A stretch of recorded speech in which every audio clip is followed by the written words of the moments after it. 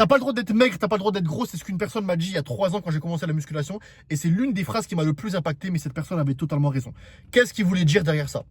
Si t'es pas capable de te construire physiquement, d'endurer une transformation et donc de contrôler ton cerveau, parce que si tu deviens musclé, ça veut dire que tu contrôles ton cerveau la plupart du temps, tu peux pas réussir dans les autres domaines de ta vie, tu peux pas te faire respecter. Qu'est-ce que je veux dire par là? Pour te transformer physiquement, tu dois avoir un cadre en termes d'entraînement, un cadre en termes d'alimentation.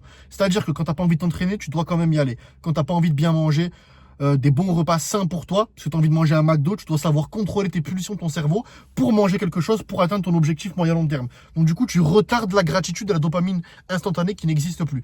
Et ça, c'est le plus gros problème dans notre société. On est tous addicts au téléphone, etc. Dopamine instantanée, c'est pour ça qu'on est tous, pour la plupart, faibles, mentalement et physiquement.